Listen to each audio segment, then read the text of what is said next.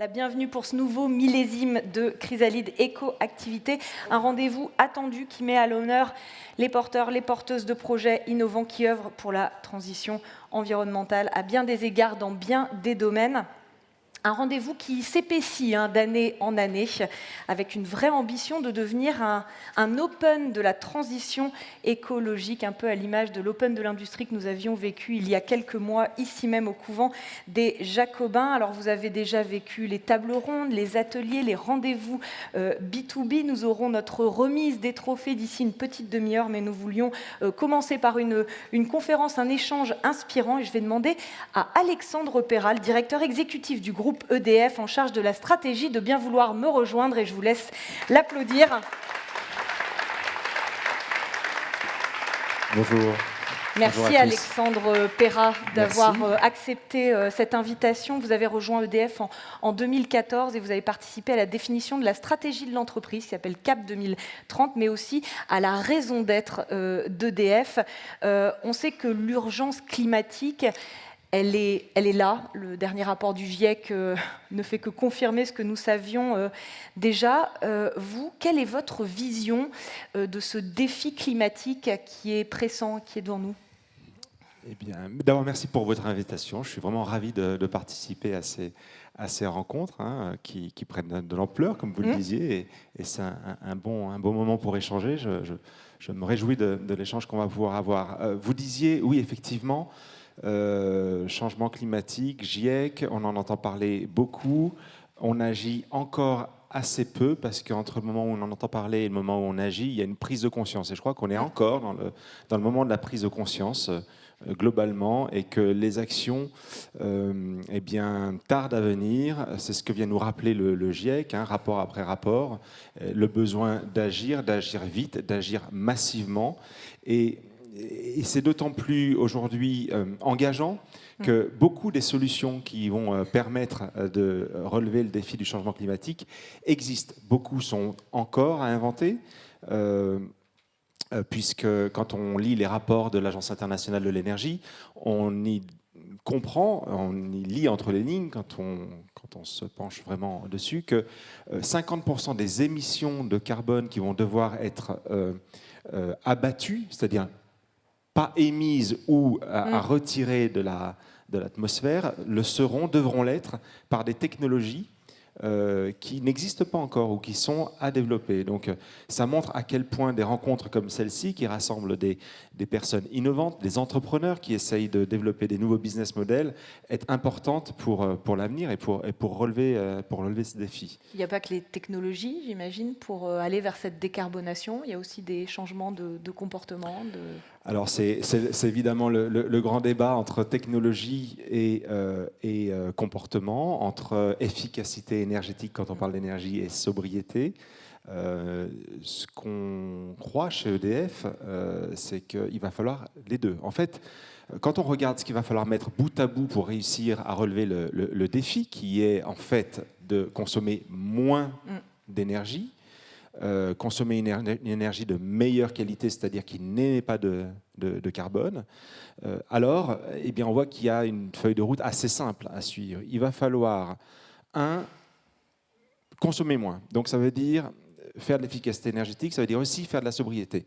En France, il va falloir diviser par 2 notre consommation d'énergie. C'est gigantesque, on ne se rend pas compte de ce que ça veut dire. Ce qui va nous aider à le faire, c'est l'électricité. L'électricité, par ses rendements, permet, pour un même usage, d'utiliser moins d'énergie.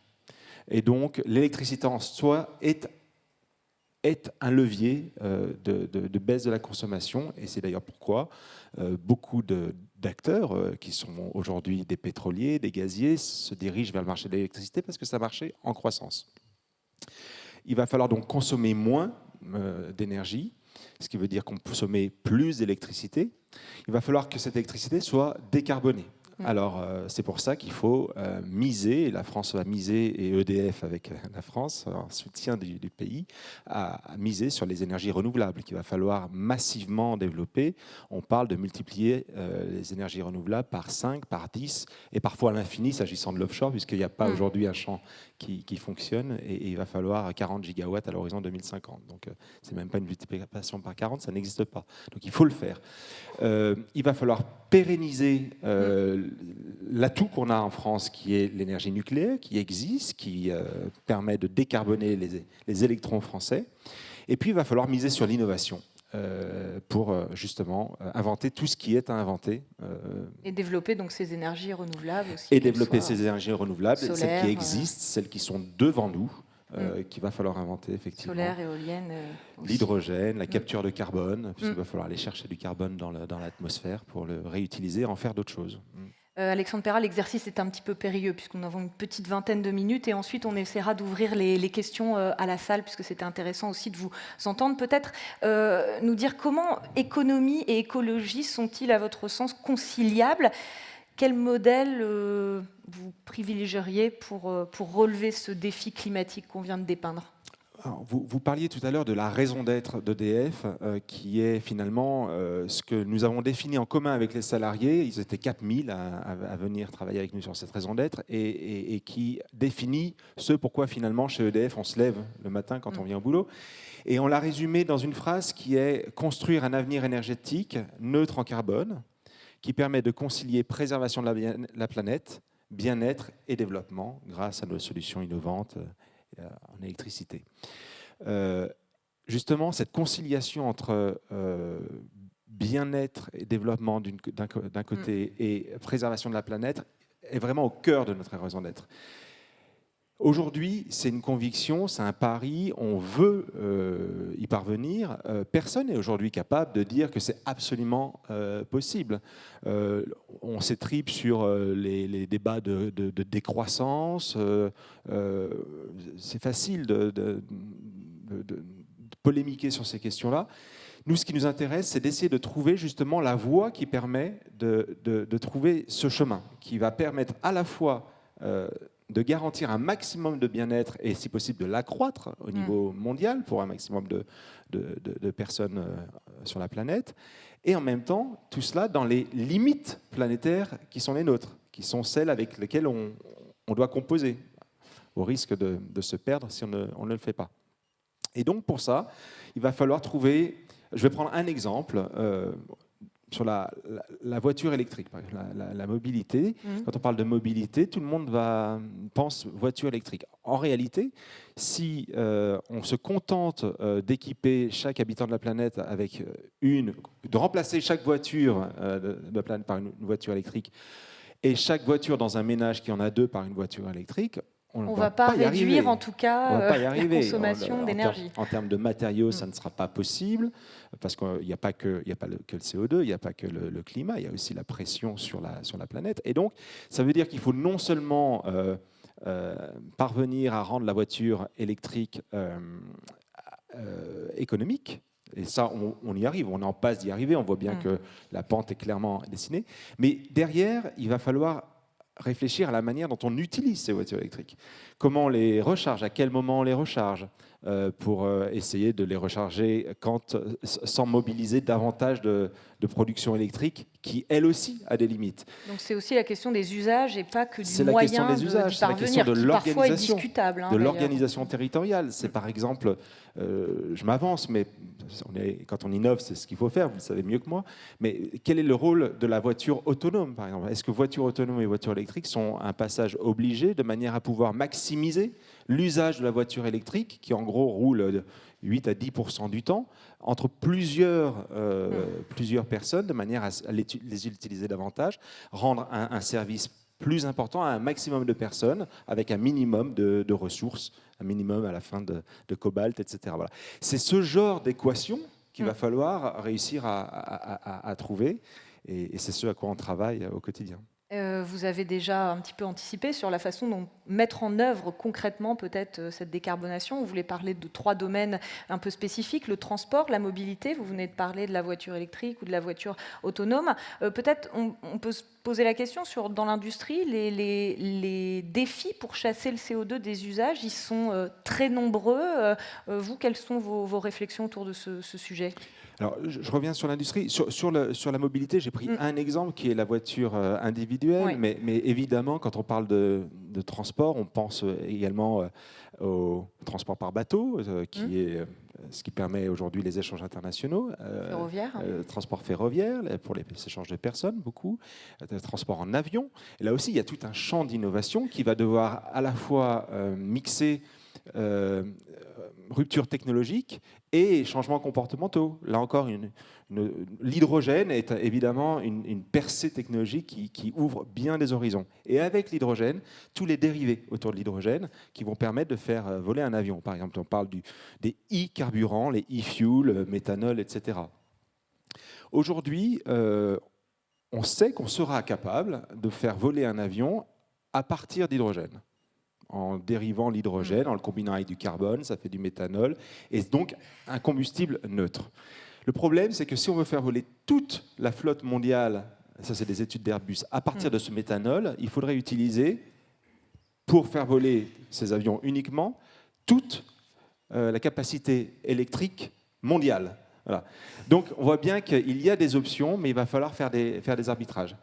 Cela dit, c'est magnifique de se dire qu'on peut faire naviguer un bateau, voler un avion, rouler un train, des camions, etc., grâce à quelque chose qui n'émet pas de carbone. En soi, s'agissant de l'habitat, de l'industrie, vous disiez, alors là, évidemment, c'est là qu'il y a peut-être le plus de gisements. Aujourd'hui, l'industrie continue à être extrêmement demandeuse en électricité fossile. Il y a tout un champ d'électrification, là encore, les fours à arc électrique, l'électrification de tous les process, le lien entre industrie et réseau de chaleur qui est encore à creuser, qui permet d'ailleurs de repenser les solidarités territoriales, qui permet d'imaginer une relocalisation qui serve à la fois l'emploi et la décarbonation plus large de la ville par les réseaux de chaleur. C'est en soi l'industrie un grand champ d'innovation, et c'est d'ailleurs une des poches importantes de France Relance auquel on participe. J'imagine que vous êtes d'accord sur le fait qu'il faut aussi mixer la façon dont on va produire cette électricité, parce que une solution unique n'existe pas. Évidemment, la seule bonne électricité, c'est une électricité qui n'émet pas de carbone ou qui en émet le moins possible. Et donc là, je crois qu'il faut utiliser toutes les cordes qui sont à notre arc. On n'a pas tellement le luxe de se passer de telle ou telle énergie, en tout cas à court terme et moyen terme. Le temps file très vite, Alexandre, et je voudrais qu'on laisse aussi la parole à notre public. Donc peut-être évoquer le secteur du bâtiment. Là aussi, comment est-ce que vous voyez le fait d'atteindre cette neutralité carbone? Comment on pourrait y parvenir? Est-ce qu'il y a des pistes, des choses? Alors, il y a 2 aspects dans le bâtiment. Il y a l'utilisation, c'est nous chez nous, et la manière dont on habite nos logements, la manière dont on vit dans nos espaces professionnels. Et là, le grand enjeu, évidemment, c'est aussi de chasser le carbone de ces bâtiments. Donc, on sait que ça veut dire remplacer le gaz par de la chaleur renouvelable. Chaleur renouvelable voulant dire pompe à chaleur, hein, effectivement. Donc ça, c'est en soi un grand enjeu. Et puis, il y a la manière dont on fabrique ces bâtiments. Et ça ouvre la question de tout le béton, par exemple. Comment est-ce qu'on décarbone le béton? Là aussi, on a des projets très intéressant pour à la fois décarboner le process de fabrication du béton en captant du carbone dans le process de fabrication, mais aussi en faisant du béton un lieu de stockage du CO2 de longue durée. Encore une fois, là, en fait, chaque secteur de l'activité humaine, de l'activité économique, est en soi un terrain de jeu magnifique pour décarboner et offre des solutions. On n'a pas parlé d'agriculture, mais on peut aussi parler d'agriculture, qui est en soi un vrai secteur qui permet aujourd'hui de stocker du carbone, par exemple, dans la terre. Eh ben, on va peut-être juste le faire avant de prendre les questions du public. Peut-être un mot sur ce secteur d'activité. On sait que la Bretagne est une région agricole.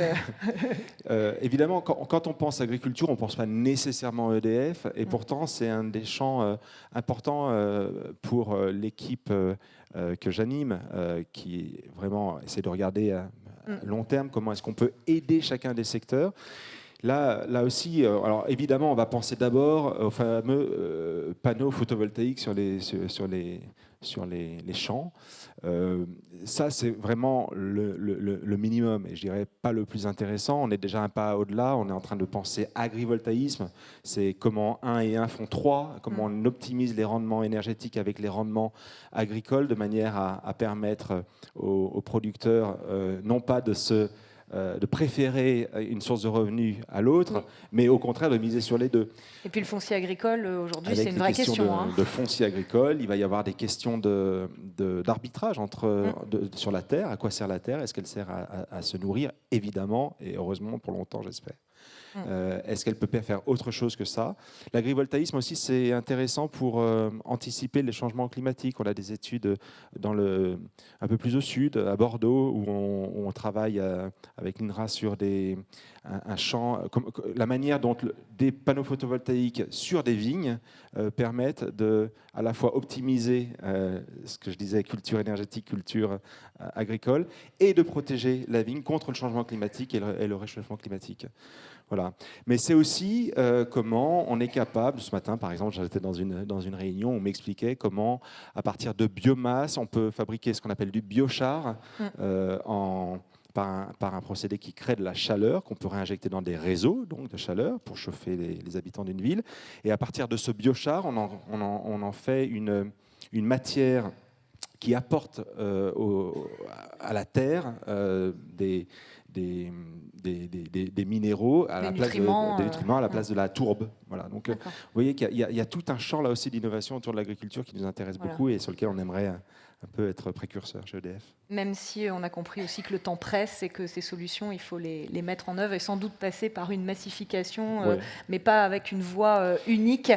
On va peut-être ouvrir... Mais juste pour terminer là-dessus, ce que je vous disais tout à l'heure, c'est qu'on n'est pas encore dans l'action, mais on a des décideurs publics qui, pour le coup, ont aujourd'hui bien les manettes en main et savent qu'ils peuvent faire des choses. Et on est accompagné par les décideurs publics, que ce soit au niveau de l'État, au niveau des régions.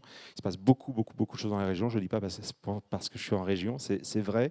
Et pour nous, c'est vraiment un encouragement. Et puis, si on a le temps, on parlera rapidement du rôle des écosystèmes locaux aussi dans l'émergence de ces projets. On va... Allez prendre une dizaine de petites minutes pour quelques questions, s'il y a des gens qui veulent questionner ou interpeller Alexandre Perrat. Alors, vous l'avez compris, le temps est court, donc si vous le voulez bien, une question courte et puis une réponse courte. Voilà. Alors, je ne vois pas bien s'il y a des mains levées, mais je crois qu'il y en a des micros qui circulent dans la salle et on va vous amener ce qu'il faut. Monsieur ou madame, je ne vois pas. Une main tout au fond là-bas. Hop. Et une main devant aussi, pour monsieur. Je ne sais pas si on peut allumer un tout petit peu plus le public. Donc je compte sur vous pour une question courte, une réponse courte, si vous voulez bien. Très bien. Bonjour Monsieur Perrat, merci pour votre rapide discours. Moi j'ai une question plutôt sur le nucléaire. À quel horizon voyez-vous la 4e génération arriver, notamment en France? Alors réponse courte, 2035, 2040, ça dépend ce qu'on appelle la 4e génération. Nous, on travaille sur les SMR, les petits réacteurs. Donc ça, c'est 2035, mettons. Ensuite, 4e génération. Par Emmanuel Macron. Oui, c'est ça. D'accord. 4e génération, après, ça peut vouloir tout dire. Certains de nos concurrents disent voir arriver la 4e génération en 2030. On a du mal à le croire. 2040. Et puis après la 4e génération, il y a la fusion. Et ça, la fusion, c'est plutôt à la fin du siècle. J'allais demander justement qu'est-ce qui différencie, cette 4e génération, quand vous disiez qu'est-ce qu'on met derrière exactement. 4e génération, ça veut dire que le réacteur résout le problème de déchets. C'est-à-dire qu'il n'y a plus de déchets. C'est le déchet lui-même qui devient le combustible, ce qui est évidemment un Graal. Effectivement. Mais ce sont des options sérieuses qui sont qui sont clairement regardées. Notre R&D 35-40 35-40, c'est pour les SMR. Les SMR, alors c'est un saut où le SMR ne nécessite pas l'intervention humaine pour se mettre en sécurité en cas de problème, ce qui est un vrai saut, une vraie rupture technologique du point de vue de la sécurité et de la sûreté. La deuxième rupture, c'est de la 4e génération dont parle monsieur, qui est le combustible lui-même qui se recycle à l'infini. La 5e génération, disons le Graal, c'est la fusion avec la recréation de l'énergie solaire par l'humain. Voilà, je suis mauvaise élève puisque c'est moi qui remets une pièce dans la machine pour vous faire expliciter les choses. Est-ce qu'on a une autre question, remarque? Je crois qu'il y en avait une tout devant ici. Et puis sinon, je vous laisse juge, puisque je ne suis pas dans la salle. Voilà, monsieur qui est là, on va vous amener un micro. Voilà.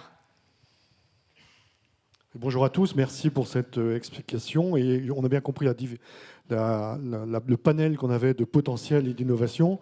Historiquement, EDF, cette belle entreprise, avait de l'innovation dans ses cartons sur le nucléaire. On a vu la traduction historique. Et on peut avoir l'impression que cette innovation a perdu un peu. Et comment on fait pour garder les talents, garder les innovations et les transformer chez nous? Chez nous EDF ou chez nous en France? Chez nous en France, allez, soyons, mais comme c'est EDF. Moi, je n'ai pas l'impression qu'on a perdu. Aujourd'hui, la France est quand même très en pointe sur les questions climatiques, énergétiques. EDF investit 500 millions par an sur ces sujets.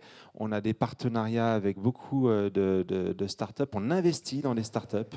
On a une direction de l'innovation qui a un fonds d'investissement. Donc on investit justement pour faire en sorte que ce soit sur notre territoire, dans nos territoires, que s'implante l'innovation de manière durable. Et je le disais, il faut pour ça un partenaire, des partenaires qui soient des utilisateurs. Et au milieu, eh bien, il y a les donneurs d'ordre, les décideurs publics, qui là encore se sont saisis du sujet à mon sens. Donc je suis assez comment dire, optimiste sur ce plan. Même sur la dimension réglementaire, régulatoire, on voit qu'on a le droit aujourd'hui de faire des choses qui sont dans les bacs à sable, ce qu'on appelle des bacs à sable réglementaires, qui permettent d'expérimenter des choses. Je pense qu'on a progressé sur cette question. Et on a des bons ingénieurs, ils sont intéressés. Je crois qu'il faut que les entreprises soient au niveau. En tout cas, de mon point de vue, il est important que EDF reste crédible dans sa raison d'être, dans son engagement, dans sa sincérité sur ces questions-là, pour attirer les talents, pour attirer les compétences, pour pas qu'elles aillent ailleurs. Si elles vont ailleurs, je ne sais pas si elles iront à l'étranger, en tout cas elles iront dans d'autres secteurs et pas dans l'entreprise où on a besoin de ces compétences. Donc EDF, voilà, défi, garder la R&D et puis aussi miser sur ces startups qui développent ces solutions qui sont parfois aussi plus souples dans leur fonctionnement. Voilà, on l'aura compris. Est-ce qu'on a d'autres questions ou remarques?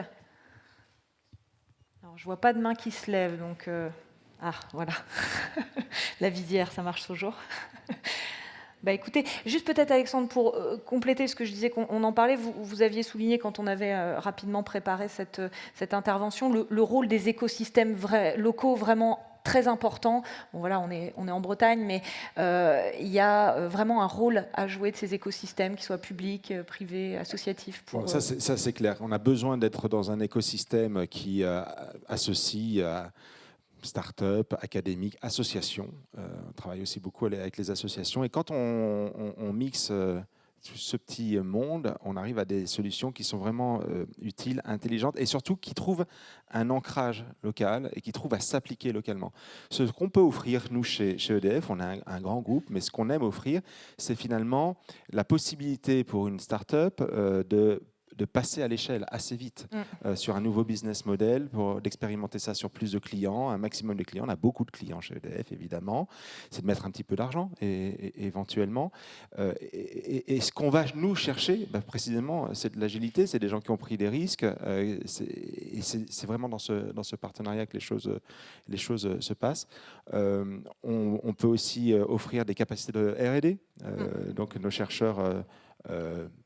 s'associent volontiers aux startups pour les aider à débugger des problèmes, des problématiques. Donc voilà, ça c'est la richesse d'un écosystème dans lequel grands groupes et start-up cohabitent. Voilà, l'importance de continuer à rendre ce terreau fertile aussi pour qu'il puisse voir émerger tous ces projets qui vont dans le sens de cette décarbonation dont on parlait. Merci beaucoup Alexandre Perra d'être venu nous rendre visite, de nous l'avoir livré une petite partie de votre vision sur cette question de l'énergie décarbonée. On peut vous applaudir.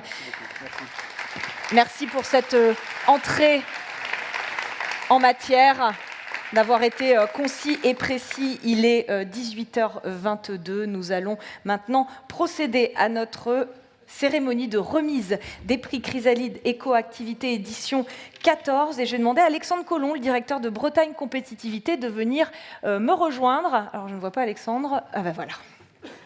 Hop, Alexandre, je vous prépare un micro. Vous allez vous venir près de moi pendant qu'on œuvre à la libération du plateau. Venez vous mettre un peu au centre, parce que toute la lumière a été bien prévue pour qu'on soit sous le feu des projecteurs. Peut-être un petit mot rapide sur Chrysalide pour les gens qui découvriraient ces trophées. Chrysalide Éco-Activité qui souhaite vraiment répondre à 6 défis majeurs. Bien, bonjour à tous, bienvenue à cette soirée Chrysalide. Alors Chrysalide, c'est le fruit d'un travail lancé en 2008 par Hervé Daniel, qui doit être dans la salle avec son équipe créative, donc qui était bien inspiré à l'époque, puisqu'on parlait plus de crise de subprime que de crise climatique, donc franchement, chapeau. Et 14 ans après, on voit que les sujets qui sont mis en avant, les défis que vous voyez ici, je ne vais pas reciter, sont encore plus d'actualité qu'à l'époque.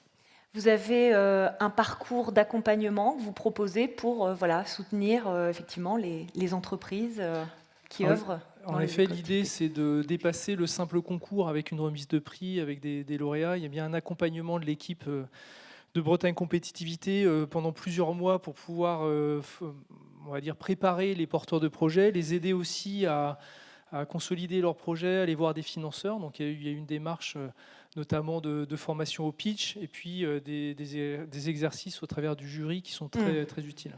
Oui, il y a ce concours, mais effectivement, tout ça prépare aussi à une certaine consolidation du projet. Peut-être un petit mot de cette édition 2014 avec les différentes catégories et puis les chiffres qui s'est présenté cette année. Alors, une belle édition, puisqu'on a eu plus de 70 projets cette année.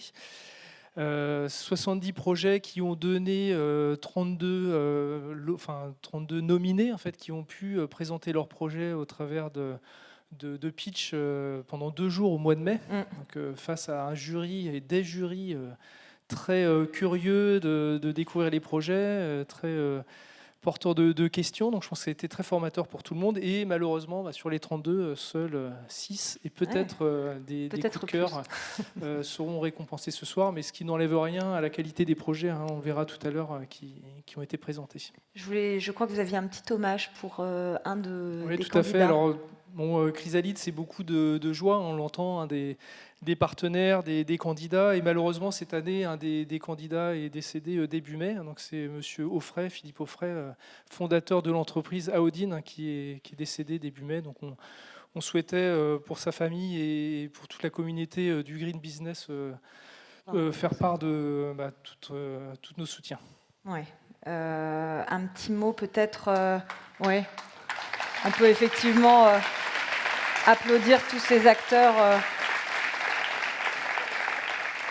Et peut-être un petit mot, vous parliez de partenaires, Alexandre, il y a un instant. Rien ne se ferait sans eux.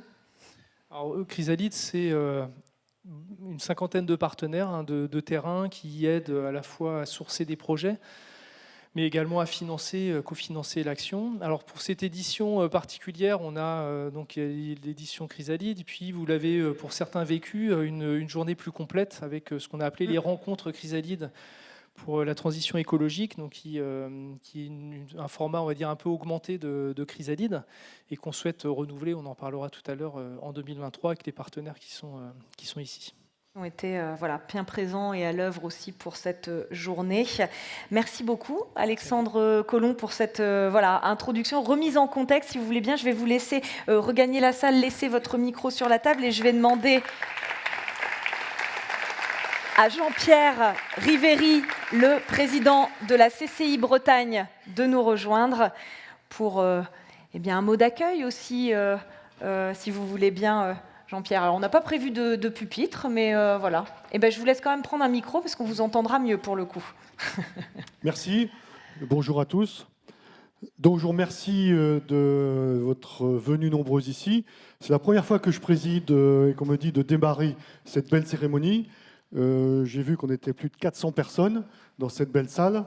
Donc, bravo à tous. Et je pense qu'il est important que le nombre d'entrepreneurs et tous ceux qui travaillent autour de l'innovation puissent être présents pour récompenser ces prix Chrysalide. Merci pour l'intervention qui a été faite aussi tout à l'heure. Effectivement, on voit bien que l'innovation est importante et qu'il y a plein d'opportunités qui s'ouvrent à nous. Je salue ici la présence de Laurence Fortin, qui est notre vice-présidente à l'habitat, l'économie et les territoires. Donc il est important aussi de bien situer l'économie dans les territoires, puisque l'on parlait tout à l'heure d'attirer des talents chez nous. Il est important aussi de pouvoir les accueillir, de bien les accueillir et de pouvoir transformer sur notre territoire.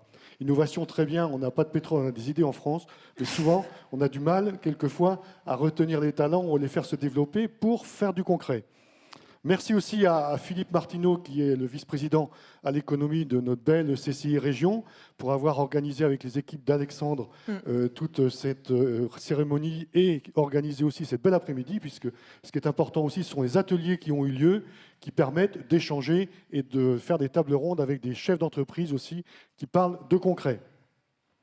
Je salue aussi la présence ici de Franck Lamiré que j'ai vu, puisqu'on a parlé tout à l'heure de Créative, qui a été imaginé et créé en 2008, avec le soutien de la CCI Ille-et-Vilaine. Donc aussi, il faut savoir prendre le relais, passer le relais, mais aussi se rappeler et rendre hommage positif à ceux qui ont pu travailler sur le sujet.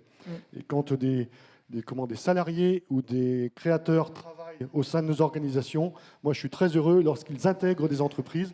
Ça veut dire aussi que dans nos organisations, que ce soit CCI ou autres organisations parapubliques, on sait aussi former des gens et des talents qui sont reconnus dans les entreprises.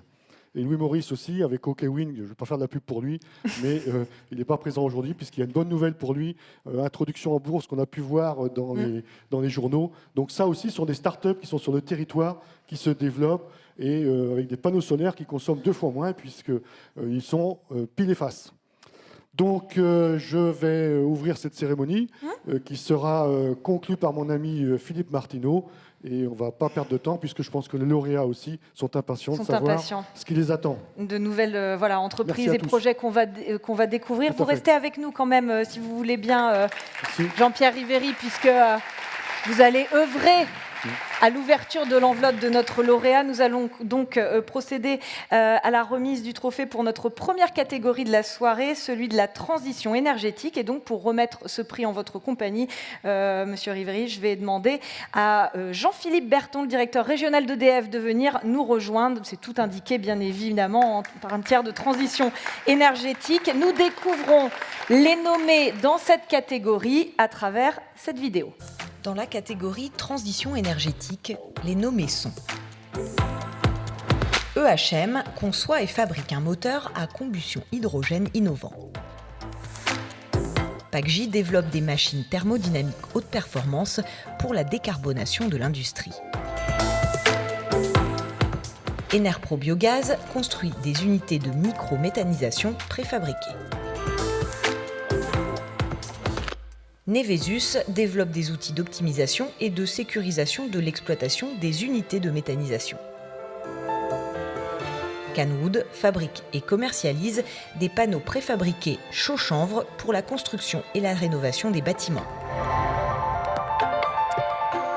Voilà pour nos nommés dans cette catégorie. Messieurs, je vais vous laisser attraper l'enveloppe où c'est bien marqué transition énergétique. Ne me faites pas de blagues. Vous allez venir tous les deux plutôt dans la lumière si vous voulez bien. Parce que c'est la bonne enveloppe. Pour eux, c'est normal. C'est la bonne enveloppe. C'est la bonne enveloppe. Alors, je vous laisse ouvrir et nous annoncer le nom du projet lauréat parmi tous ces nommés. Alors, dans la catégorie transition énergétique, le lauréat est Canwood. Canwood.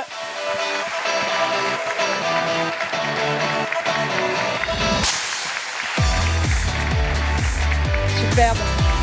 On félicite Yannick Lehagre et Christophe Lubert Alors, messieurs, c'est vous qui allez maintenant prendre la place dans la lumière et au centre de la scène. Je vous laisse attraper un micro chacun. Oh bah, merci Jean-Pierre pour le passage de relais. Alors, avancez-vous un tout petit peu, messieurs. Félicitations, déjà.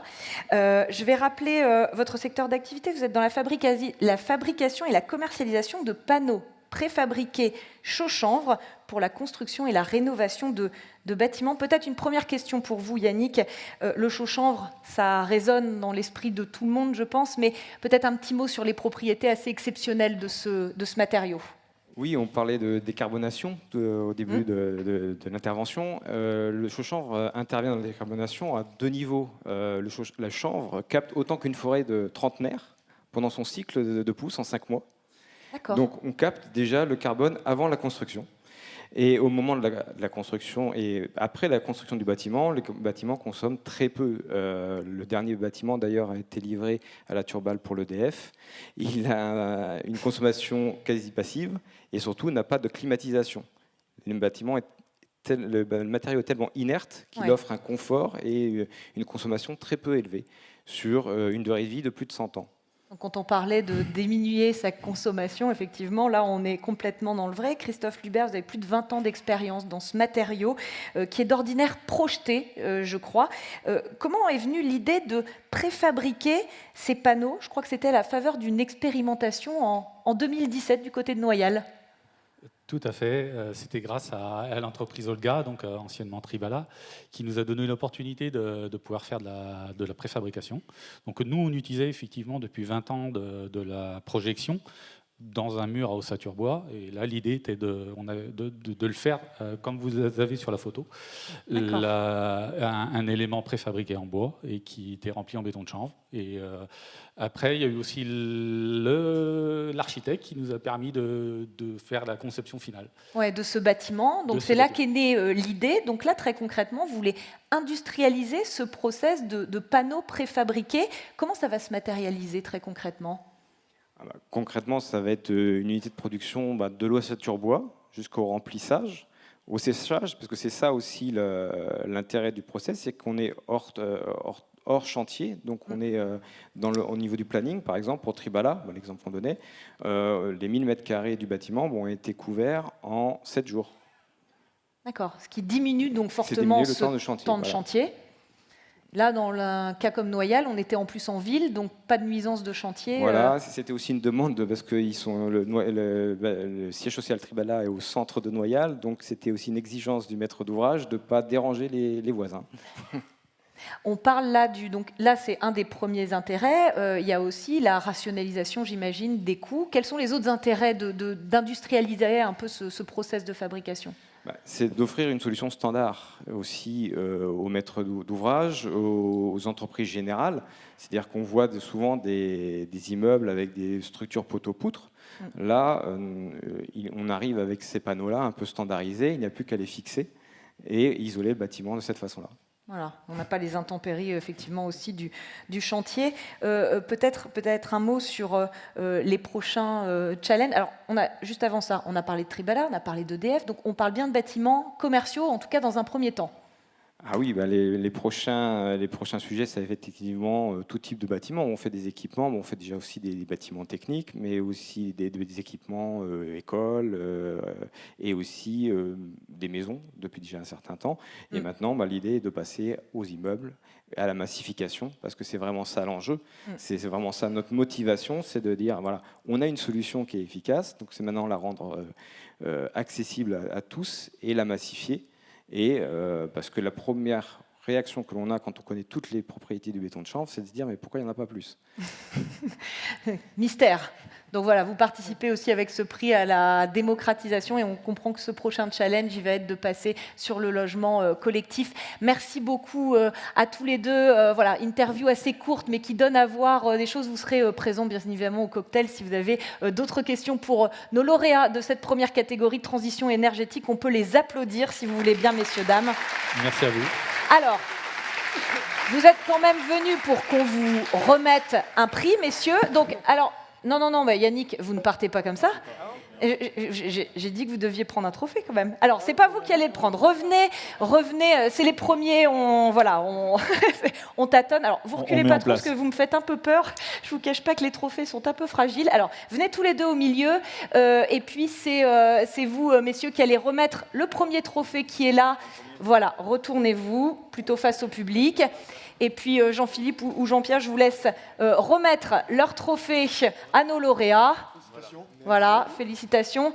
Et puis, à cette occasion, quand même, Jean-Philippe Berton, vous allez nous dire un petit mot, parce que je crois qu'en tant que délégué régional d'EDF, vous êtes particulièrement content de remettre ce prix à une entreprise comme Très Canwood. content, bien sûr, très heureux du panel et de ceux qui ont concouru. Merci à tous les entrepreneurs et innovateurs qui ont concouru pour cette séance. Mais effectivement, bravo aux lauréats pour plusieurs raisons.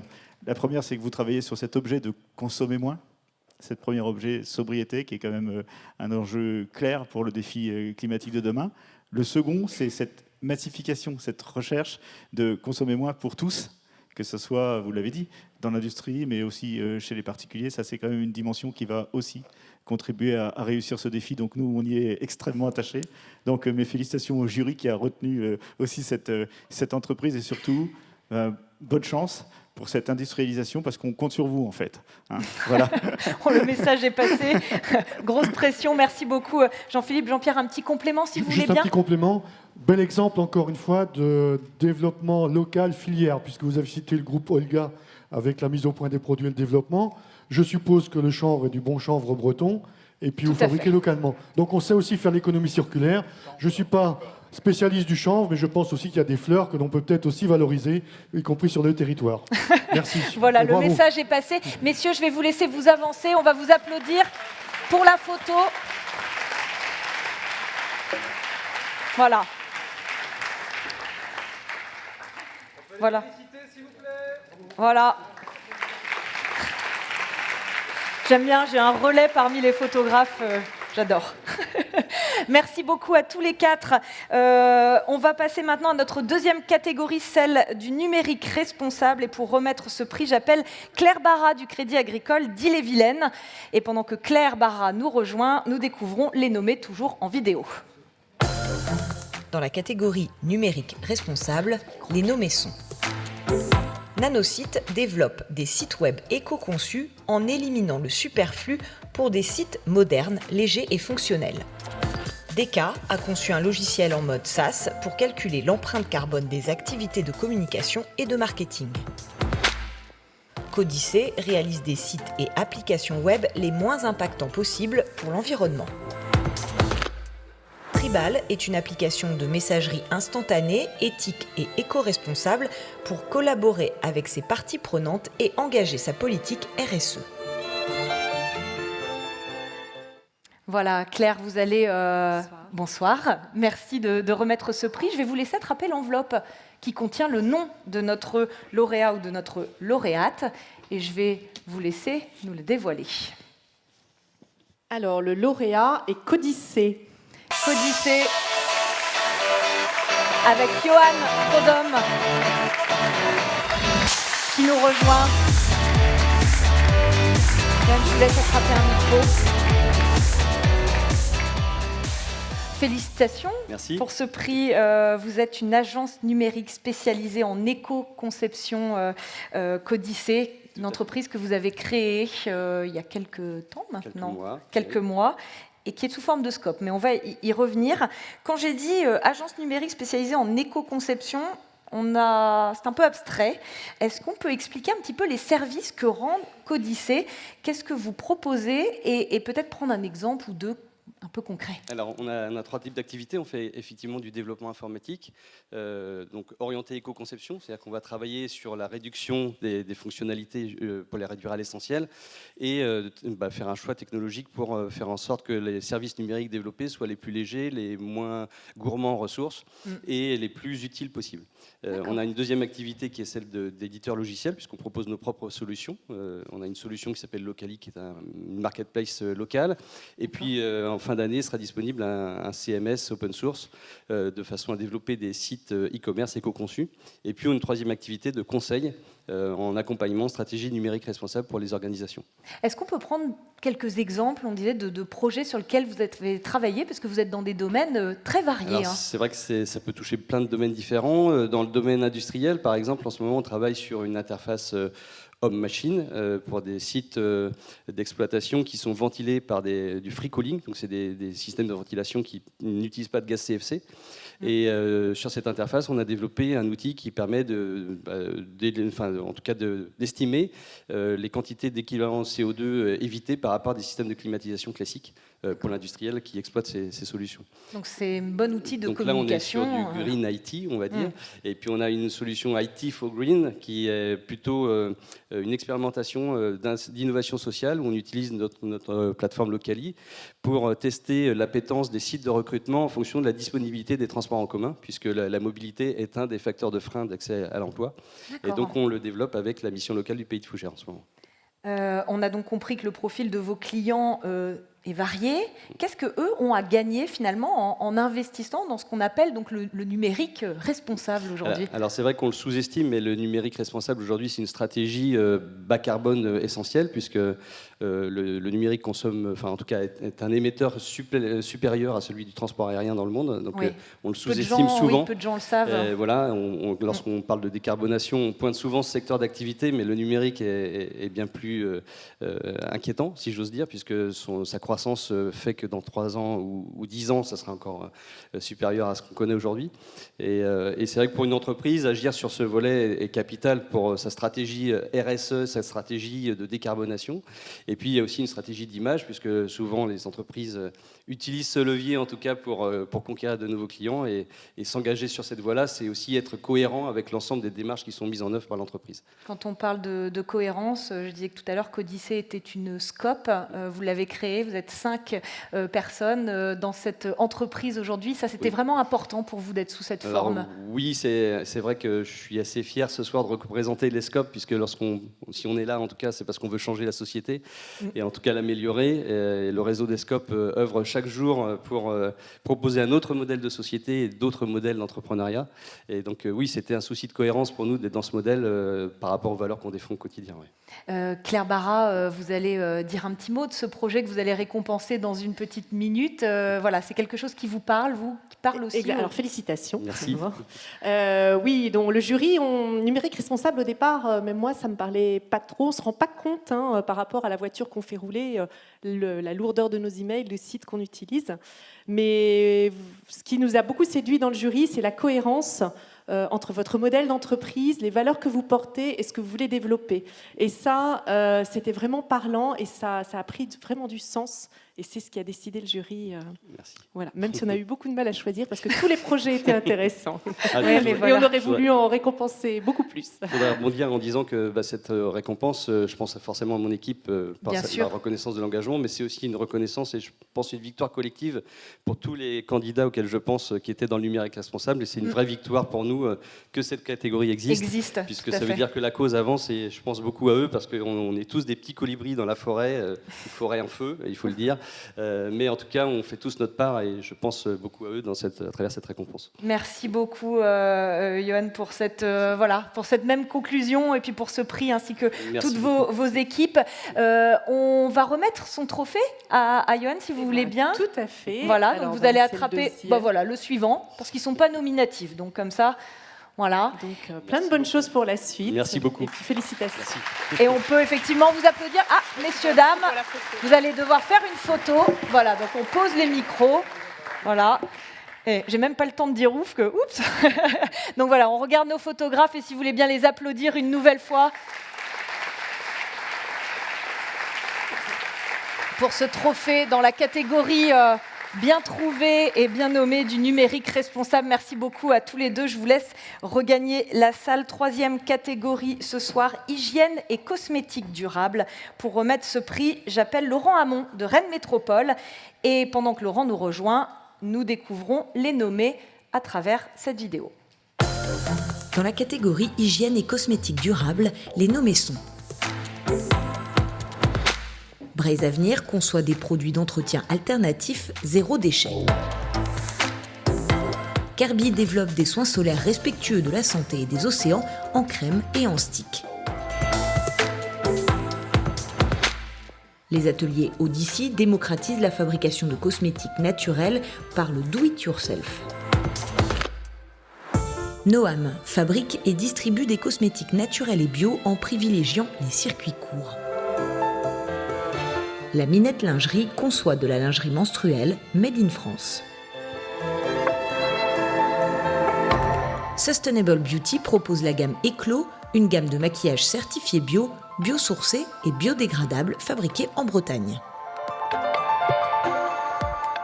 Voilà, pour tous ces nommés dans cette catégorie, Laurent Hamon, vous avez eu 2 exemples devant vous, donc je pense que vous avez compris ce qui vous attend. Exactement. Je vous laisse ouvrir l'enveloppe qui contient le nom du projet lauréat. Alors, dans cette catégorie, le lauréat est la Minette Lingerie. La Minette Lingerie. On accueille Teddy, Catio et Maëla Picot.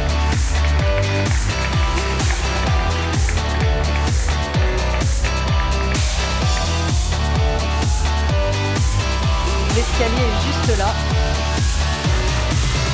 La Minette Lingerie, voilà, qui conçoit et commercialise de la lingerie menstruelle et des accessoires made in France. Félicitations à tous les deux. Merci. Vous aviez choisi la difficulté, hein, vous étiez assis au dernier rang, je pense. Oui, un petit peu, peut-être un petit peu timide, c'est pour ça. C'est pour ça. Je vous laisse vous avancer un tout petit peu, j'ai toujours peur avec les trophées qui tombent, voilà, puis vous êtes comme ça plus dans la lumière. Félicitations à tous les deux. Maëla, peut-être première question, mais après vous vous répartissez comme vous voulez. Je voulais qu'on revienne sur les origines du projet. Je crois que c'est votre première aventure entrepreneuriale à tous les deux.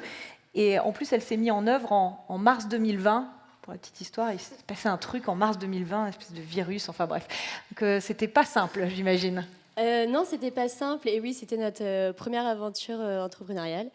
Et on n'est pas tombé dans la meilleure période, mais on a eu de la chance parce que ça a très bien marché dès le début lors de notre campagne sur Ulule, notre campagne participative. Oui, parce que ça a démarré aussi comme ça. Alors, est-ce qu'on peut peut-être réexpliquer un petit peu ce que vous proposez ? Je crois qu'il y a eu, t'es dit, 14 mois de recherche et de développement pour mettre au point la fameuse culotte menstruelle qui va être la signature de la Minette Lingerie. Et oui, tout à fait, parce qu'il faut savoir qu'on n'était pas du tout issu du milieu du textile. Donc, quand on a eu cette idée lors d'un voyage en Nouvelle-Zélande, c'est parti d'assez loin. Mais donc, on a mis 14 mois à trouver des fabricants français, à concevoir une culotte qui soit efficace, qui soit confortable. Donc, il y a eu pas mal de tests, notamment parce qu'on fait une gamme de taille assez large, donc il fallait que ça convienne à toutes les morphologies. Il y a eu quelques problématiques à laquelle on a su répondre aujourd'hui. Et donc, voilà, 14 mois, ouais, c'est ça. Avec quelle priorité en ligne de mire ? On est donc bien sur du Made in France et du produit français, hein, je crois. Exactement, ouais. Donc on a trouvé un tricoteur français dans les Hauts-de-France, un dentelier, enfin voilà, beaucoup d'acteurs, d'artisans en tout cas, avec une expertise dans le domaine. En France, c'était la première volonté, mais au-delà de ça, on voulait des fibres naturelles dans la culotte, enfin dans nos produits. Donc on utilise le coton biologique qui est labellisé, la fibre d'eucalyptus. Et on essaye, pour les années à venir, en tout cas, c'est prévu d'innover, de toujours réduire l'impact des matières premières, avec des fibres qui soient moins énergivores, en restant tout aussi confortables. Oui, c'est un marché sur lequel il faut vraiment se positionner parce qu'il y en a beaucoup aujourd'hui, des culottes menstruelles. Depuis 2 ans à peu près, on en parle beaucoup. L'atelier qui vous fabrique vos culottes est en Bretagne. Oui, c'est ça, il est à Plescope, à côté de Vannes. Et on est très fiers de faire fabriquer nos culottes en Bretagne. J'imagine que c'était très important dès le départ de ne pas penser monoproduit, c'est-à-dire qu'il faut tout de suite aussi se projeter. Qu'est-ce que vous avez un peu dans les cartons, Maëla ? On a pas mal de projets dans les cartons, justement. Pour l'instant, on a le shorty et la culotte. Mais l'idée, c'est de développer une gamme adolescente, une gamme pour le sport, avec aussi des hauts, donc brassières. Des tailles hautes et voilà, différents coloris, différentes formes. Peut-être un mot sur vos rôles respectifs dans l'entreprise. Je crois que vous avez vous êtes occupé de tout le design, la charte graphique, et puis vous, Teddy, vous êtes dans quelle partie ? Disons que moi, je suis plus axé sur le développement commercial, et puis tout ce qui est relation avec les fabricants, un peu responsable achat de matières premières et tout ça. Et donc Maëla, issue d'une formation en infographie, du coup, a réalisé toute la charte graphique. Donc on se partage un petit peu les pôles comme ça. Ouais. Un axe de développement essentiel, c'est la communication. Vous avez un blog, ça c'est extrêmement important de dire ce qu'on fait et de communiquer aussi sur les menstruations. Vous disiez que c'est un sujet qui n'est pas encore... Ouais, tout à fait. En fait, au XXIe siècle, c'est toujours aussi tabou, les règles. Et nous, on s'est rendu compte que les femmes étaient très peu ou mal informées quand on a commencé la Minette. Et on s'est dit qu'au-delà de juste proposer un produit, il nous fallait informer au quotidien. Et c'est ce qu'on fait via notre blog, mais on informe aussi sur le Made in France et sur l'écologie. En tout cas, on va vous féliciter tous les deux pour ce beau projet qui démarre et qui est sur une belle pente. Merci beaucoup. Merci. Vous restez là tous les deux. Laurent Hamon, venez, approchez-vous et puis peut-être dites-nous un mot de ce que vous inspire le projet de ces deux jeunes entrepreneurs. Oui, vous dire un mot, déjà vous féliciter pour ce prix. Je félicite aussi les autres candidats qui étaient, parce que c'était jamais on l'a compris, c'est toujours serré dans le jury. Évident, voilà. Non, je trouve que votre projet, il résume assez bien finalement un projet circulaire. On parle beaucoup de transition écologique et parmi cette transition écologique, c'est l'aspect circulaire de votre projet qui nous a intéressés. Le bien-être, il résume pas mal de choses. Le bien-être, je trouve, pour les femmes et sur un sujet dont on ne parle pas énormément, qu'on essaie toujours de cacher, alors que finalement, ça fait partie de nos vies. La deuxième chose, c'est sur la santé. Et on voit que sur notamment les produits d'hygiène et sur les protections féminines, il y a quand même un souci sur les questions de santé. Donc là, on y répond. Sur la question du déchet, moi qui suis vice-président de Rennes Métropole en charge des déchets et de l'économie circulaire, ce projet me parle. Je regardais les chiffres d'un point de vue économique. Toutes les protections féminines sur la durée des menstruations, c'est plus de 18 000 € par an pour une femme. Et on voit bien que par an, sur le cycle de menstruation. Sur le cycle, ce qui est énorme. En production de déchets, c'est plus de 100 kilos. Donc on voit bien qu'on a des efforts vraiment importants à faire. Et puis, surtout, votre projet fait appel à de la sobriété. C'est-à-dire que c'est un projet low-tech. Ce n'est pas un projet technique, technologique. On a quelque chose qui est d'ordre du changement de comportement. On sait, et je terminerai juste là-dessus, que l'enjeu auquel on est confronté aujourd'hui, c'est vraiment le changement de comportement individuel et collectif si on veut réussir la transition écologique de façon générale. Donc voilà, merci. Citation. Merci. À vous deux. Et puis en plus, des Bretons, quoi. Voilà, c'est ça. Voilà. Des jeunes Bretons même. Merci beaucoup, Laurent Hamon. Je vous laisse remettre leur trophée à nos deux lauréats. On va peut-être poser les micros, si vous voulez bien. Comme ça, on aura les mains libres pour prendre les trophées et faire la photo souvenir. C'est le suivant. On va faire dans l'ordre, pas compliqué. Voilà, venez vous mettre au centre de la scène et on va pouvoir applaudir comme il se doit cette remise de trophées dans la catégorie hygiène et cosmétiques durables. Avancez-vous tous les trois si vous voulez bien et regardez nos photographes qui sont à l'œuvre. C'est important de garder un souvenir de ce prix. Merci beaucoup à tous les trois. Je vous laisse regagner la salle. Repartez pas trop loin, comme vous l'imaginez. Il y aura aussi une photo de famille, donc on compte sur vous. On passe à une nouvelle catégorie, celle de l'économie circulaire. Et pour remettre ce prix, j'appelle Céline Guérin du Crédit Mutuel Arkea, pendant que nous découvrons une nouvelle fois les nommés. Dans la catégorie économie circulaire, les nommés sont: Leiter conçoit une gamme de vêtements en tissu 100% recyclés à partir d'anciens textiles. La biscuiterie Anti-Gaspi fabrique des biscuits à partir de coproduits alimentaires et conditionnés par des personnes en situation de handicap mental et psychique. Upcycling développe une solution de valorisation intégrale de la biomasse pour les producteurs primaires et les industries de transformation alimentaire. Chouette est une ressourcerie alimentaire qui récupère et transforme les coproduits des agriculteurs, restaurateurs ou distributeurs. Cutback Sports fabrique, répare et distribue des planches et accessoires de surf selon des critères écologiques stricts. Voilà pour ces beaux projets. Une nouvelle fois, Céline, je vous laisse prendre l'enveloppe avec la catégorie économie circulaire. Vous n'êtes pas trompés, hein. Et on découvre le nom de notre lauréat. Alors, dans la catégorie économie circulaire, le lauréat est Chouette. Chouette et Étienne Souvrier.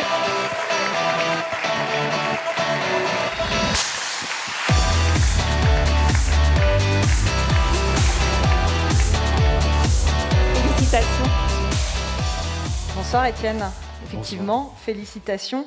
Donc Chouette vise à créer une ressourcerie alimentaire en récupérant, en transformant donc des coproduits issus de la chaîne alimentaire complète. Vous êtes à l'origine de l'association qui porte ce projet, qui s'est incarné, peut-être pour être très concret, dans un premier projet qui s'appelle le restaurant Resta Choumad. C'est à Plozévet, dans le pays bigoudin. Qu'est-ce qu'il a de particulier, ce restaurant? Qu'est-ce qui s'y passe?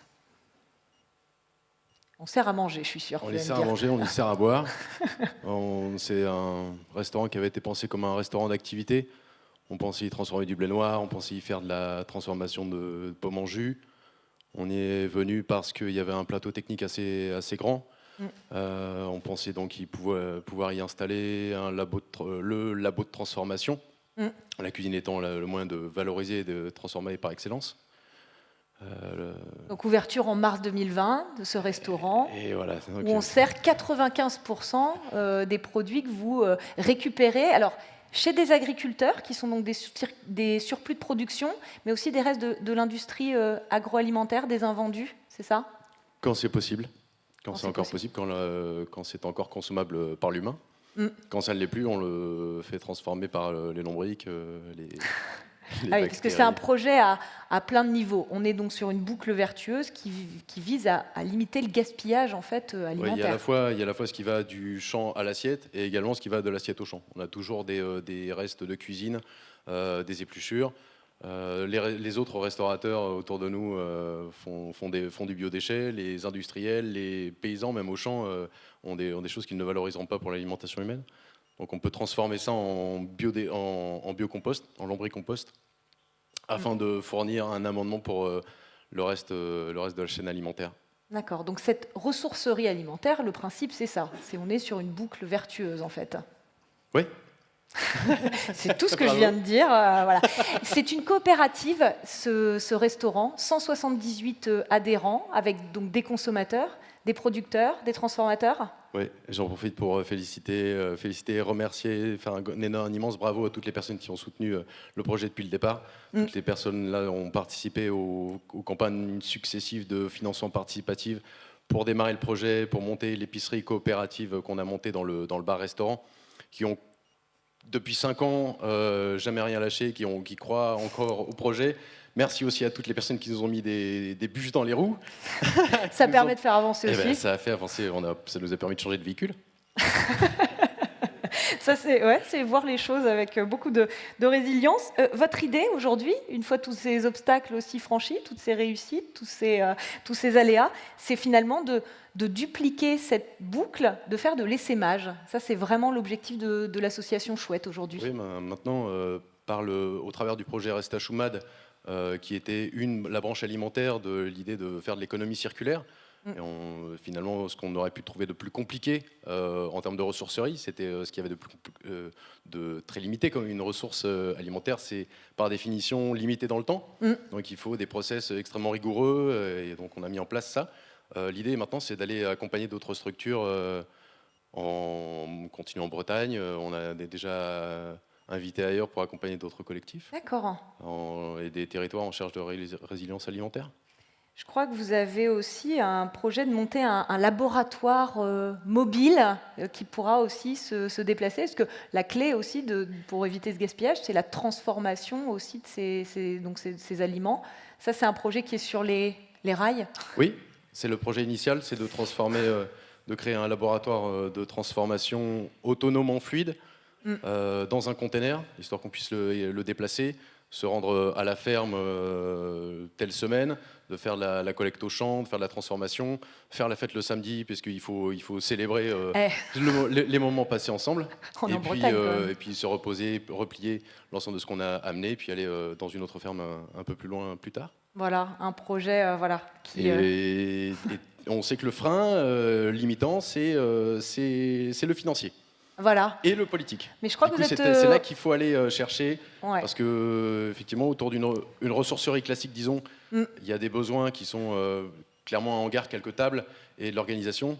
Quand on parle d'alimentaire, il faut tout de suite un laboratoire de transformation. C'est ça. Et là, ça commence à coûter Mais très je crois cher. que vous êtes au bon endroit pour faire passer le message, Étienne Soubrier.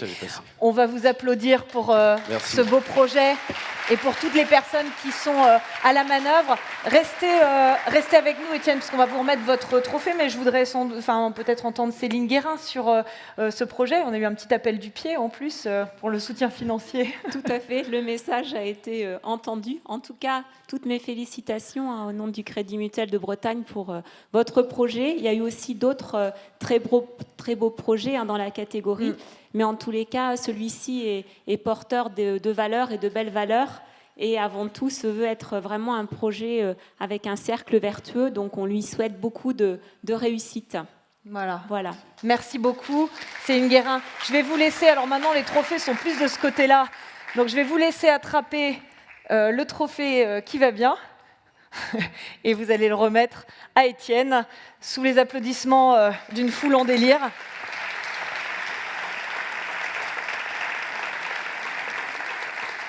Et sous l'objectif de nos photographes. Félicitations à tous les deux, à toute l'équipe, puisqu'on a compris que ce projet était l'œuvre de toute une équipe. Donc merci beaucoup, Étienne. Je vous laisse regagner la salle, et puis on se retrouve tout à l'heure pour la photo finale.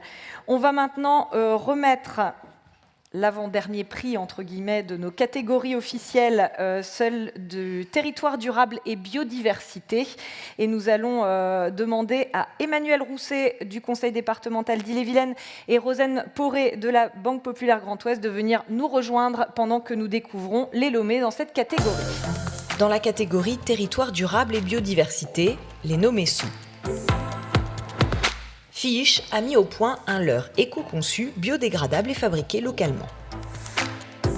Beehive for Environment commercialise des produits, services ou solutions qui répondent aux critères de la RSE et au label Beehive. Agriodor développe des solutions de biocontrôle à base de kéromones pour remplacer les insecticides.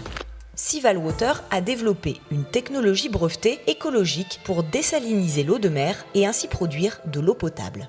Japprod a inventé un dispositif breveté de lutte préventive contre le frelon asiatique, espèce nuisible aux autres insectes et à la biodiversité. Distro coordonne une filière locale de mise à disposition de bouteilles réutilisables intégrant toutes les parties prenantes. Voilà, de beaux nommés dans cette catégorie avec des projets très divers. Mesdames, je vais vous laisser ouvrir l'enveloppe qui contient le nom du projet lauréat. Nous dévoiler. Et c'est Distro. Distro. Avec Antoine et Marie Clapier.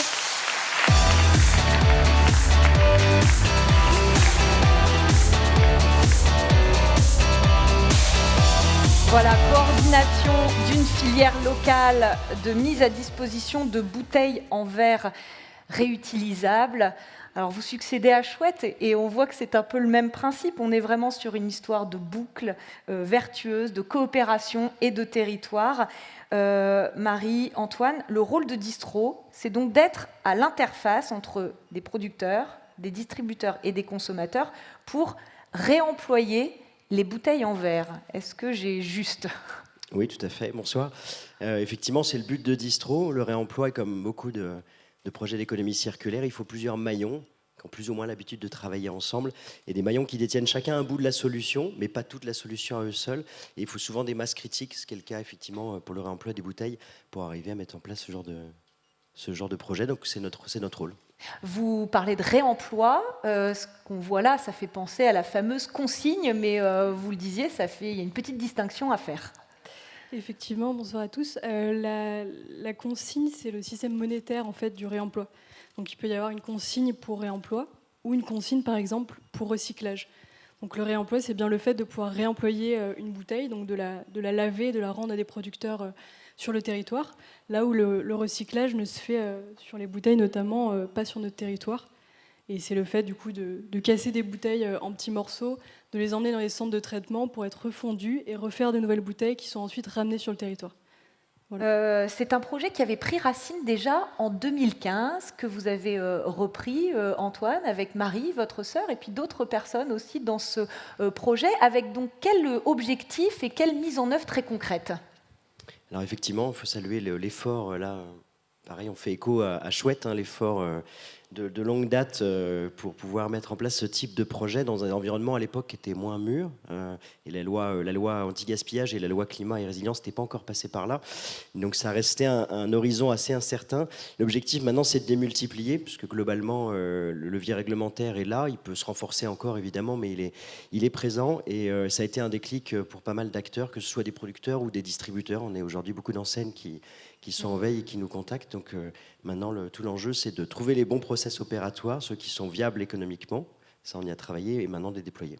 Alors on parle de quelles bouteilles? Donc des bouteilles en verre, mais pas n'importe lesquelles. C'est quel type de bouteille en fait qu'on va pouvoir réemployer? Alors on est sur des bouteilles aujourd'hui davantage 75 centilitres. Donc il y a une bouteille par format. L'idée c'est de faire, justement, c'est un des enjeux du réemploi. Pour que ce soit, comme disait Antoine, compétitif au niveau économique, il faut standardiser les bouteilles. Ce que les producteurs ont plutôt bien accepté jusqu'à présent.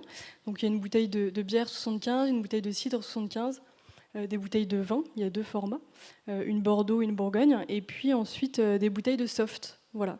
Et on travaille aujourd'hui pour trouver un système justement économique pour viabiliser la 33 centilitres, puisque aujourd'hui, en fait, avec tous les process de collecte, de stockage, de lavage, voilà, c'est pas encore compétitif, donc on y travaille. Ouais, c'est Après, ça. au prix où le verre augmente, ça va l'être bientôt. Oui, ça va l'être bientôt. dans pas longtemps. L'histoire vous donnera raison. Il y a un vrai défi logistique en fait dans votre projet, parce que c'est là tout l'enjeu, c'est d'aller chercher la bouteille une fois qu'elle est utilisée, d'aller la faire laver, de la redistribuer. C'est ça le... C'est l'enjeu, et du coup c'est vrai qu'on est souvent dans les échanges ramenés à cette notion du lavage. C'est un peu le réflexe de dire pour réemployer il faut laver, effectivement, mais en fait il n'y a pas toutes les opérations autour. Aujourd'hui les laveuses sur le territoire, il y en a plusieurs qui tournent assez peu, puisque la consigne a existé et que certains sont restés équipés, notamment pour les cafés, enfin ceux qui distribuent en café-restaurant. Donc vraiment le premier levier aujourd'hui, il est logistique pour des raisons de coût. Et là encore, c'est intéressant parce que c'est l'occasion aussi de faire de la vraie économie circulaire. C'est-à-dire qu'on a souvent aussi l'habitude d'entendre que l'économie circulaire, c'est le déchet de l'un vient la ressource d'un autre. Le réemploi, par définition, c'est que ça ne devient jamais un déchet. Et donc on est vraiment sur une boucle. Donc après, il y a d'autres façons de faire de l'économie circulaire, mais typiquement là-dessus, c'est aussi de changer de format, c'est-à-dire de ne pas tordre une économie qui est linéaire, mais de vraiment changer les modes, notamment de distribution, pour faire en sorte que c'est pas je livre une bouteille, elle va au consommateur et ensuite ça devient un déchet. J'espère que quelqu'un va venir la récupérer pour la laver, parce que ça économiquement ça ne marche pas. C'est vraiment que le système prenne l'habitude de distribuer et de récupérer des bouteilles, que ce soit le producteur, la centrale d'achat, le grossiste. Enfin, c'est de remettre en place ce qui existe à l'étranger, ce qui existait en France. Sinon économiquement ça ne marchera pas. Voilà, donc mettre en place ces boucles logistiques, on l'a compris, c'est le défi. Trouver les partenaires. Je crois que vous avez un laveur et Taplobiance, un bouteilleur de vin. Il y a vraiment une logique donc mutualiste, on l'a dit, et aussi une logique finalement de résilience de territoire. Hein. C'est là-dessus qu'on pourrait terminer. Oui, effectivement, c'est ce qui nous a intéressé le plus avec Antoine dans ce projet-là, c'est de développer un projet de territoire dans lequel on regarde d'abord ce qui est fait sur le territoire, quels sont les savoir-faire, quelles sont les ressources présentes en termes logistiques, en termes justement de lavage, comme on disait, et on essaye en fait de coordonner tous les acteurs pour les impliquer dans la solution. C'est pourquoi aussi Distro a la forme d'une coopérative aujourd'hui. Et il y a effectivement une vraie question de résilience de territoire, parce qu'on est convaincu, comme disait Antoine tout à l'heure, que chaque acteur a un petit bout de la solution, et que c'est comme ça qu'on va créer une vraie économie circulaire, et non pas justement de la simple collecte de bouteilles pour le lavage. Voilà. Merci beaucoup à tous les deux. Félicitations pour ce jeune projet. Je crois que tout est en train de se mettre en place. Merci. Et puis j'en profite pour remercier, je pense évidemment, on a repris ce projet-là qui date de 2015. Ouais. Parmi nos premiers sociétaires, il y a le premier fondateur de l'association et d'autres parmi eux, des producteurs de boissons. Là, on évoquait la bière, mais des cidriers, de Planquette, voilà, pas mal d'acteurs du territoire. Donc évidemment, on porte ce projet-là, Voilà. mais on le porte pour le collectif et je pense à tous ceux qui s'engagent à nos côtés. Pour faire une masse critique, il faut être nombreux. Voilà, coup de chapeau aussi aux précurseurs et à ceux qui C'est ça, à ceux qui osent. mouillent la chemise et qui acceptent de subir Exactement. quelques aléas. Merci beaucoup une nouvelle fois à tous les deux. Mesdames, je vais vous laisser vous avancer parce qu'on ne va pas rester dans le coin. Là, on aime bien les coins, je ne sais pas pourquoi. Voilà, nous dire peut-être un petit mot sur ce projet qui a donc été récompensé dans cette catégorie territoire durable et on comprend pourquoi. Bonsoir à tous. Donc, les départements n'ont plus la compétence éco depuis la loi NOTRe, mais pour autant, on a gardé en Ille-et-Vilaine une compétence autour de l'économie sociale et solidaire. Et ce soir, je suis très, très heureuse parce qu'il y a plein de projets de coopératives. On voit bien que c'est la question du développement local, ancré sur des territoires, comment on croise durable et local. Et vous répondez tout à fait à ça en ayant de la persévérance, en ayant du collectif et en ayant aussi une idée que vous remettez au vrai goût du jour d'aujourd'hui avec ces réalités économiques. Donc, bravo à vous. Merci beaucoup Emmanuel Rousset. Un petit mot, Rosanne, pour compléter. Oui, moi je voulais dire effectivement que ce projet m'avait beaucoup parlé quand je vais remettre mon sac de verre et me disait qu'il fallait briser des bouteilles pour en faire des nouvelles. Je trouvais que le projet, il était osé quelque part d'utiliser une vieille idée, même si ce n'est pas la consigne, pour répondre aux enjeux de demain, mais s'adapter à nos modes de consommation et à nos modes de fonctionnement d'aujourd'hui. Vous avez une énergie qui a été communicative. Ça, on peut le dire. Et c'est pas simple de créer une filière. C'est complexe d'aller mettre les partenaires, les consommateurs, voilà, les clients, les fournisseurs autour de la table et de créer tout ça. Donc, merci de vous atteler à cette tâche. Puis des valeurs d'audace et de coopération, la Banque Populaire, on aime bien. Donc, j'ai hâte, en tout cas, de pouvoir déposer une partie de mon sac de verre prochainement dans un point de collecte et non pas au recyclage. Merci beaucoup, Rosanne Fauré, pour cette conclusion. On va poser les micros. Et si vous le voulez bien, on va procéder à la remise du trophée. Je vous en prie, Emmanuel. Voilà, vous êtes là plus près, donc c'est vous. Et puis, vous allez venir tous les 4 vous mettre au centre de la scène et procéder à cette remise de trophée qui récompense donc le projet Distro. Voilà, on peut les applaudir.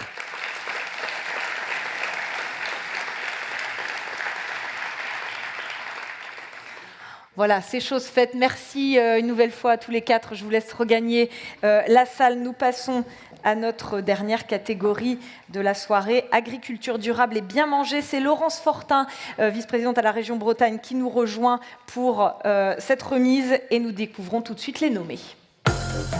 Dans la catégorie agriculture durable et bien manger, les nommés sont Onami Foods conçoit des produits à partir de recettes 100% végétales et naturelles à base d'algues, de riz et de protéines de pois chiches. WePlant propose des serres d'intérieur compactes, autonomes et connectées pour les professionnels de la restauration. Zalgue conçoit des aliments innovants et gourmands à base de macro-algues bretonnes. Hortibraise propose du conseil multicanal pour accompagner l'évolution des pratiques du maraîchage, des métiers du paysage et de l'horticulture. Le Bogelton a mis au point des recettes alimentaires à base d'algues, snacking, apéritifs, biscuits, barres énergétiques à base de spiruline. Plant Innovation R&D met en place une nouvelle filière agroalimentaire de produits de konjac en agriculture biologique. Voilà pour ces nommés dans la catégorie agriculture durable et bien manger. Laurence Fortin, je vous laisse officier. Ah oui, le micro. Oui, je vais prendre le micro quand même pour le dernier, un peu de suspense. Le lauréat est Zalgue. Zalgue et Tanguy Gestin qui nous rejoint.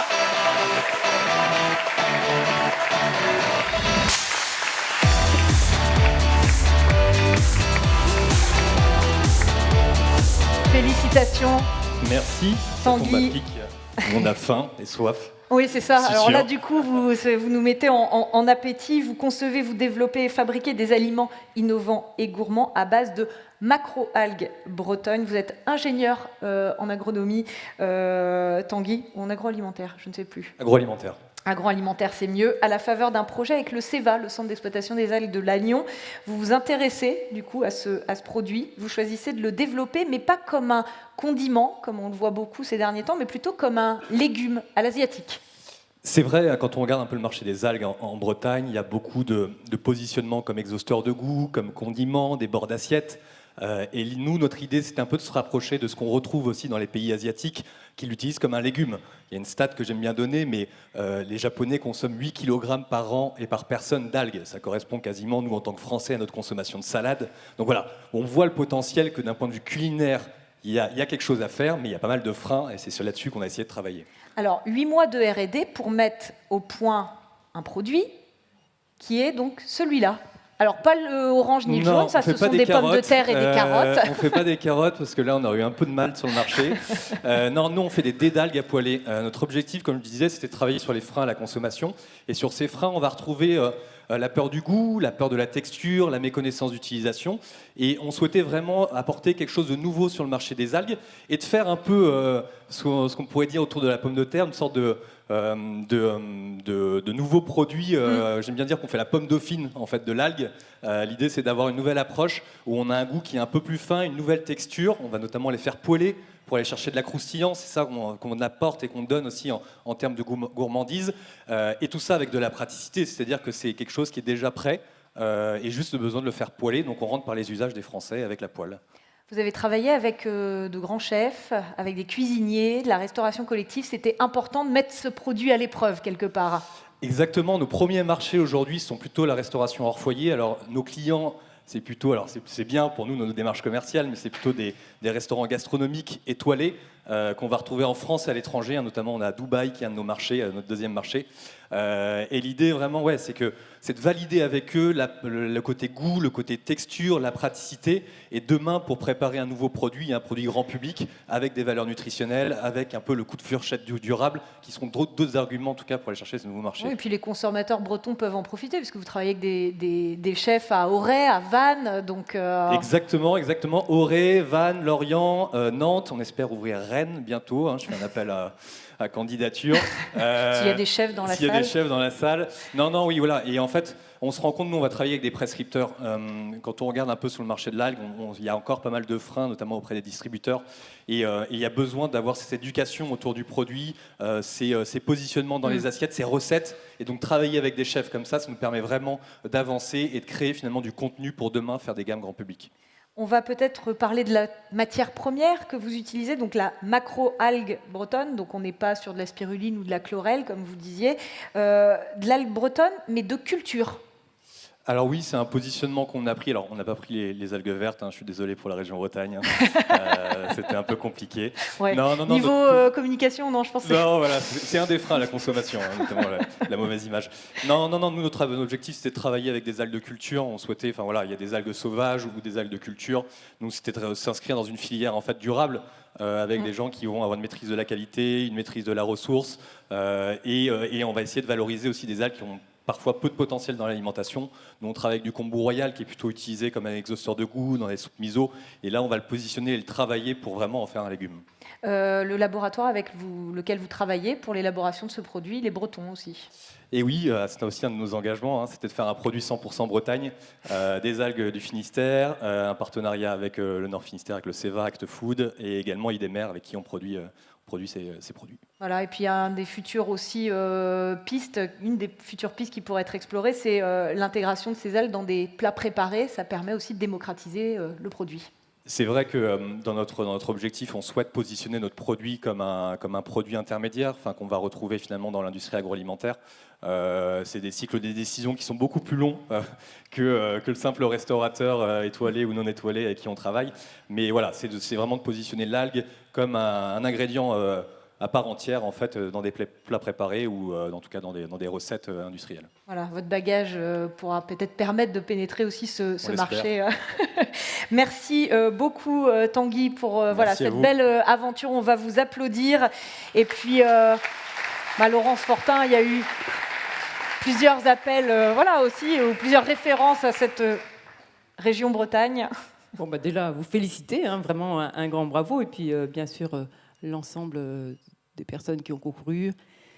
C'est un moment important, intéressant, particulièrement intéressant parce que vous travaillez l'algue et puis on est en Bretagne. On n'est pas toujours suffisamment tourné vers la mer. On a la mer, on a la terre, on a des choses à valoriser. Ce qui est particulièrement intéressant, c'est qu'à partir d'un produit, vous allez autour du bien manger, des sujets qui sont importants pour nous en Bretagne. Vous parlez de valeur ajoutée, de créativité, d'innovation. Finalement, j'ai envie de dire, c'est tout ce qu'on aime valoriser en Bretagne. On va le retrouver demain dans les assiettes. Et puis, j'ai bien entendu dans le parcours que vous avez eu, dans les réflexions, vous avez travaillé aussi avec tout l'écosystème breton. Et ça, pour l'élu conseiller régional, c'est aussi très intéressant de voir que l'ensemble des structures qu'on accompagne permettent de faire aboutir de nouveaux projets, de l'innovation qui demain va parcourir le monde et autres. C'est bravo, félicitations et surtout beaucoup de succès. Merci beaucoup, Laurence Fortin, pour ces quelques mots. Je vais vous laisser attraper le dernier trophée. Désolée, du coup, il y a un peu plus de chemin à parcourir. Et puis, vous allez vous placer au centre de la scène, à côté de... Voilà, il est lourd, oui. Et puis, il est en verre, alors il casse. On fait attention.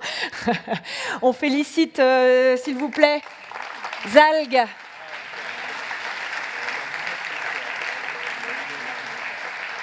Voilà. La photo... est prise et les discussions pourront se poursuivre tout à l'heure pendant le cocktail dont l'heure arrive à grands pas. Est-ce que vous avez vu comment j'ai bien rattrapé le retard? Ouais. Alors, on va... mais Laurence Fortin, je vous ai fait repartir, mais vous allez revenir. Dans une minute, on va parler d'un prix un peu spécifique, le prix de la Start-up Bretagne Clean Tech Open France. Et donc, Laurence Fortin et Pierre Desron vont venir nous rejoindre pour nous parler de ce prix. Voilà, je suis désolée, je vous ai fait faire un aller-retour, mais bon, en même temps, ça faisait un moment qu'on était assis, donc voilà, ça dégourdit aussi les jambes. On vous accueille tous les deux, on peut vous applaudir. Pierre Desron, venez avec moi. Pareil, Laurence, prenez chacun un micro. On va commencer peut-être avec vous, Pierre. Vous êtes le directeur délégué donc, de Clean Tech Open France. Un mot sur ce qu'est CTO, ce qu'on appelle CTO. Alors, CTO France, Clean Tech Open France. Donc, nous sommes une association, surtout un écosystème. On travaille sur les clean tech depuis 2010 et on a donc constitué un écosystème qui comprend d'une part 550 startups qui ont été intégrées dans notre écosystème par le biais d'un concours annuel, et puis 100 partenaires publics et privés. Et bien sûr, parmi ces partenaires, la région Bretagne, qui est un partenaire historique et vraiment très important pour nous. Et cette année, on s'est dit que voilà, ça pourrait être intéressant de pouvoir décerner un prix particulier pour une start-up, sachant que nous travaillons par les clean tech sur 9 filières. On retrouve bien sûr une très belle proximité avec Chrysalide. Oui. Un grand merci bien sûr à Hervé qui est dans la salle, Franck, et puis Guillaume, et puis Alexandre maintenant, voilà, avec qui on partage une aventure passionnante depuis des années. Donc voilà, et donc nous, on organise un concours et on accompagne ces startups et notamment les lauréats. Les lauréats bénéficient d'un accompagnement personnalisé avec une méthodologie particulière. Je crois qu'on va voir un petit panel. Voilà. Et parmi eux, le gagnant qu'on emmène aux États-Unis pour représenter la France. Ah, quand même. Oui. Donc le prix breton de la start-up bretonne va nous être dévoilé dans un instant. C'était pas simple de choisir, puisqu'on l'a compris, vous accompagnez vraiment énormément d'entreprises et de start-up. Est-ce que vous allez pouvoir nous dévoiler, Pierre Desron, le nom ? Oui, je pense que je vais pouvoir le faire.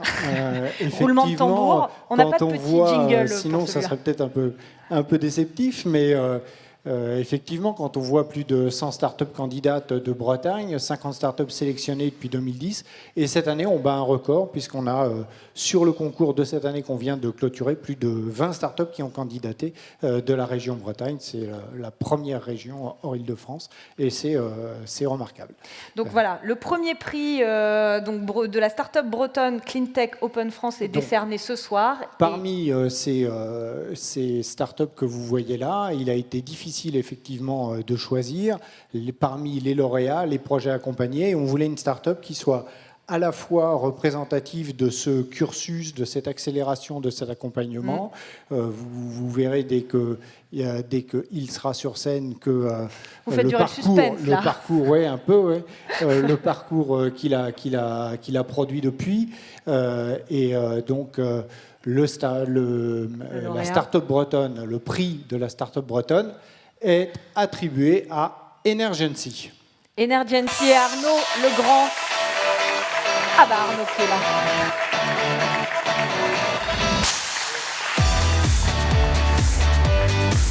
Bravo Arnaud. Il reste un micro spécialement pour vous et vous allez venir nous parler d'Energency, qui n'est plus tout à fait une start-up. Vous allez nous dire ce que l'entreprise a bien grandi. Vous accompagnez les industriels avec un outil moderne pour comptabiliser la consommation d'énergie. Est-ce que j'ai à peu près bien résumé et est-ce que vous pouvez compléter un petit peu sur votre secteur d'activité? Oui, c'est bien résumé. Donc Energency, c'est une technologie à base d'intelligence artificielle qui aide les industriels à identifier des nouveaux gisements d'économie d'énergie et de CO2. Et avec cette technologie, ils vont y accéder en moins d'1 an. C'est ça la promesse d'Energency. D'accord. Alors parlons un peu de vos clients. Où est-ce qu'on peut trouver votre technologie? Dans quel type de secteur d'activité? Alors on a commencé, moi je suis ingénieur agro aussi, on a commencé en Bretagne. Nos premiers clients étaient des ETI bretonnes qui ont joué le jeu. Donc par exemple Enaf qui est client depuis le début, depuis des années. Donc Loïc Enaf qui typiquement a cru dans le projet dès le début, nous a aidé à progresser. On peut citer aussi Olga Tribal-Noyal à l'époque.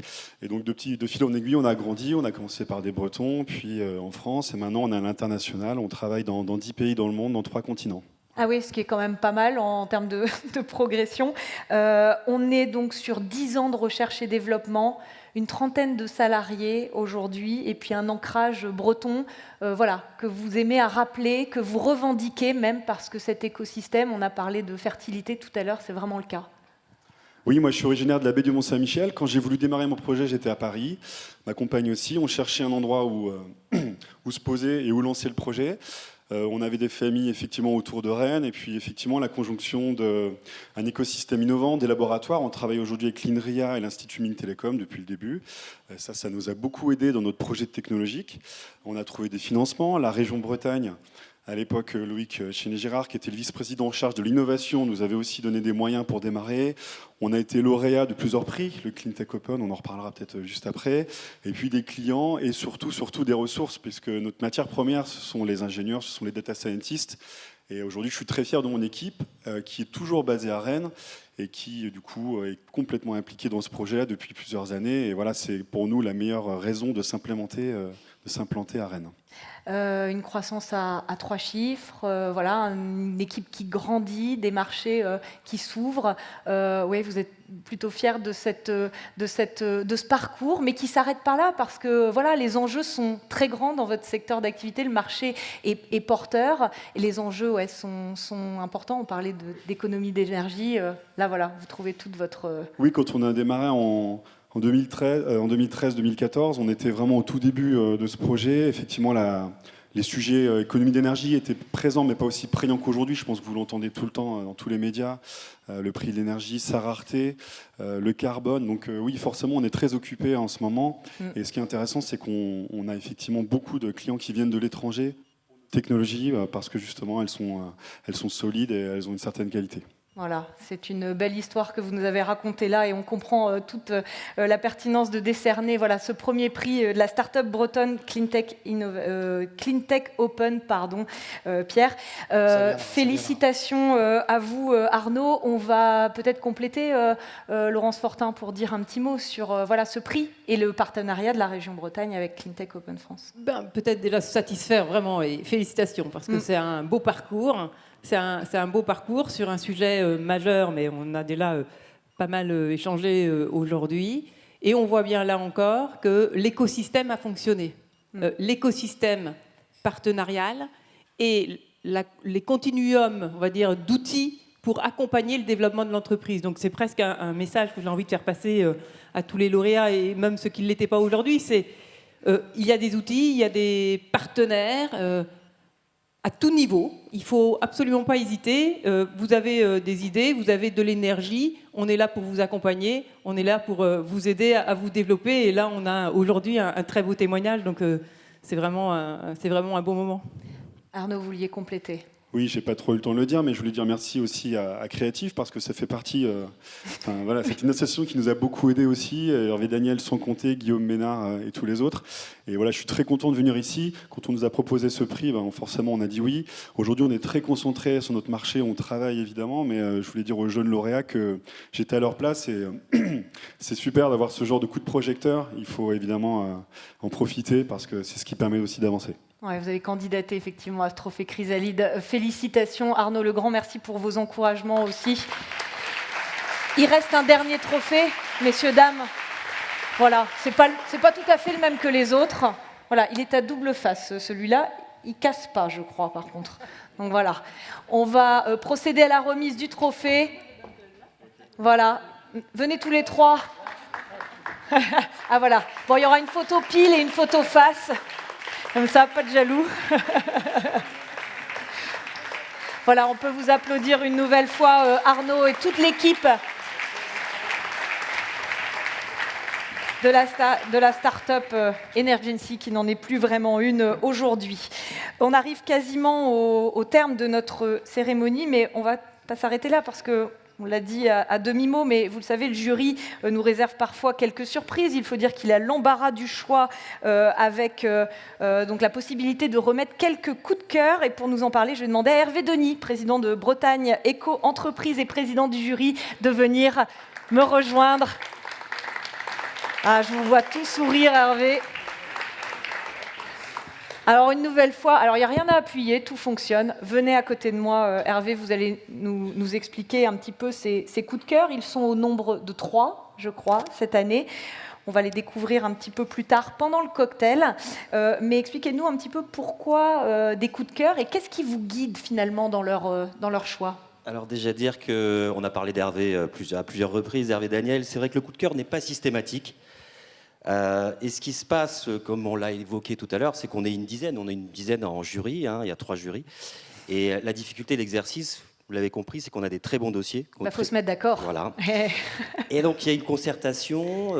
Effectivement, on a tous des sensibilités. Le prix est basé sur un équilibre, on l'a cité tout à l'heure, un business model, des valeurs qui ont été tout à l'heure exprimées. Et donc, à un moment donné, il faut trancher. Et là, il y a des débats, donc on vote. Des fois, il y a des ex-aequo.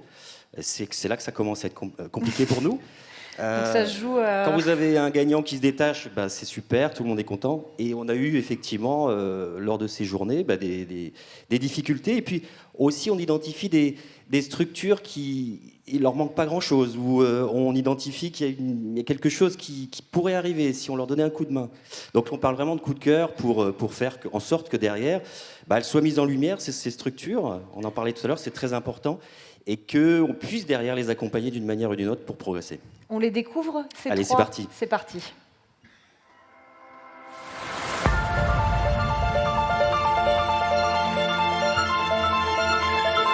Voilà, Andy Gaspi,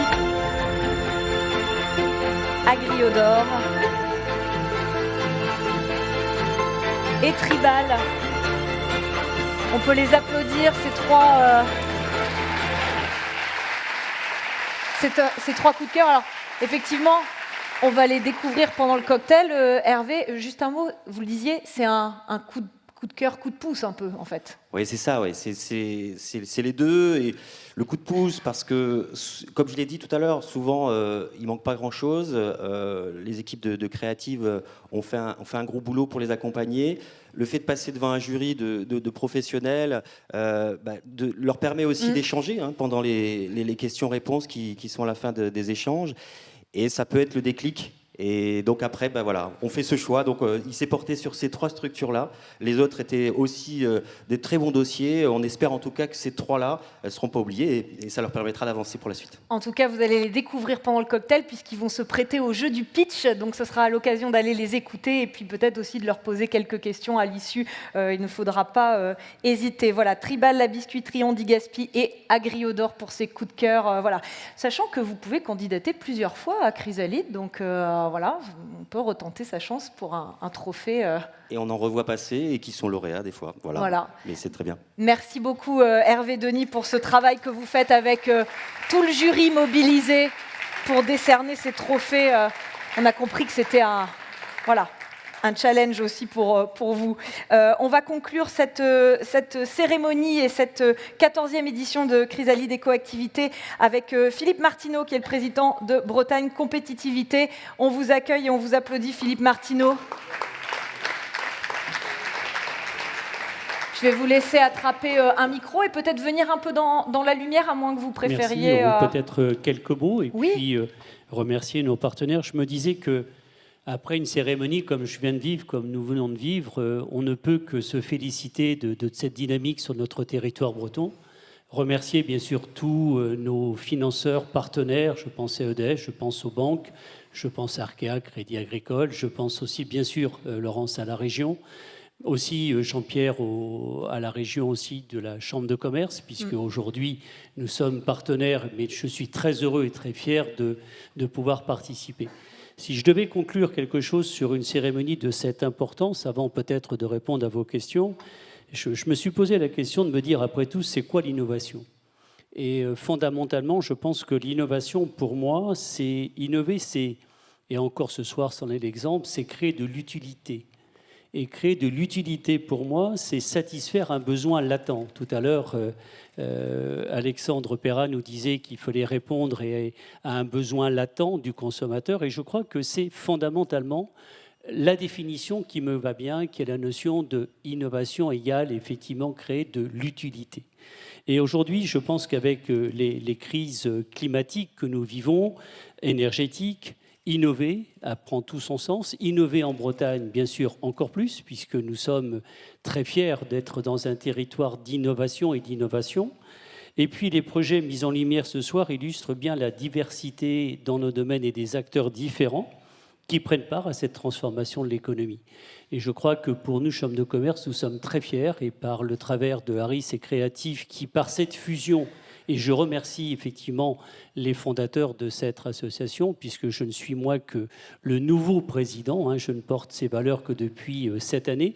Remercier effectivement était la moindre des choses de ce travail fait en collaboration quotidiennement avec les acteurs de la région, avec nos partenaires que je remercie encore, particulièrement bien sûr tous ceux qui sont présents ce soir et ceux qui n'ont pas pu être parmi nous. J'ai peut-être un petit mot, moi aussi, de respect. Je pense que malheureusement, certains d'entre vous ne l'ont pas connu. Mais nous, à la Chambre de commerce, nous vivons un moment compliqué. On a perdu notre présidente de Chambre de commerce de la région CCMBO, Brest et tout le pays finistérien. C'était une femme d'exception. C'était une femme qui s'est engagée pour le territoire et pour l'innovation et pour les entreprises. Et je voulais lui consacrer un petit moment. Peut-être qu'elle nous entend là-haut. Voilà, merci une petite beaucoup. Pensée pour elle. Et puis vous Je parle d'Evelyne Lucas, bien sûr, pour ceux qui la connaissaient. Voilà, une pensée pour tous ces acteurs, comme vous le disiez, qui œuvrent pour l'émergence de ces projets en région. Je n'aurai qu'une question, en fait, finalement, Philippe Martineau, puisqu'on arrive au terme de cette cérémonie. On se retrouve l'année prochaine. Alors, on a des grands projets. Nous aussi, on a envie d'innover, on a envie de vous apporter encore plus de compétences et plus de présence sur le territoire. Donc, effectivement, Bretagne Compétitivité, qui parraine ce soir cet événement, veut aller dans les territoires, rencontrer les chefs d'entreprise et tous ces talents que vous représentez. Et puis, un projet, peut-être l'année prochaine, d'avoir un Open de l'innovation et de tout ce qui pourrait toucher effectivement à ce domaine si particulier de l'écologie dans son grand sens. Donc, en fait, on travaille pour aller faire un Open de l'innovation écologique et sur lequel j'espère qu'on pourra se retrouver toutes et tous dans un grand événement breton qui nous permettra de rassembler ce qui était part. Merci beaucoup, Philippe Martineau, pour ces mots. Moi, je voulais remercier tout le monde, Ouais. parce que j'ai vu ce soir des choses merveilleuses, des gens qui innovent, des gens qui créent, des gens qui apportent de la valeur. Et c'est à moi, je voulais vraiment vous remercier, vous toutes et tous, d'être présents, mais aussi pour cet énorme travail de réflexion et d'innovation. Merci beaucoup. Merci à vous, Philippe Martineau. Voilà, on va pouvoir retrouver toutes les équipes qui ont œuvré à la bonne tenue de cette cérémonie, mais aussi de cette journée, qui ont été à l'œuvre depuis des semaines maintenant pour réussir cet événement. On va les retrouver sur le cocktail, et puis vous découvrirez aussi nos coups de cœur et le prix Rétis ADEME, dont on n'a pas parlé, mais qui est à découvrir aussi pendant le cocktail. On remercie bien sûr tous les nommés, tous les lauréats, parce que voilà, pour qu'il y ait des lauréats. Un remerciement collectif. Et puis, comme en Bretagne, on ne sait pas se séparer avant de boire un verre de l'amitié, je pense qu'on aura grand plaisir de se retrouver autour du cocktail. Merci beaucoup. Et si vous lancez les choses comme ça, on va partir là-dessus. Merci beaucoup, Philippe Merci beaucoup. Martineau. On va accueillir pour la photo finale, oui, on peut applaudir, pendant que nos lauréats et nos remettants reviennent sur scène pour la photo finale qu'on va peut-être faire, voilà, en musique. Donc vous êtes attendus, vous l'avez compris, au petit cocktail qui va aussi servir de networking. Et puis voilà, on demande à tous les lauréats de revenir avec leur trophée et aux remettants pour la photo finale. Il faudra bien écouter les conseils de nos amis photographes et vidéastes, parce que vous êtes nombreux. Et sur la petite estrade, ça va être une gageure, hein. Alors sans doute ce qu'on va faire, c'est vous mettre amis lauréats au premier rang. Voilà. Avec vos trophées si vous voulez bien.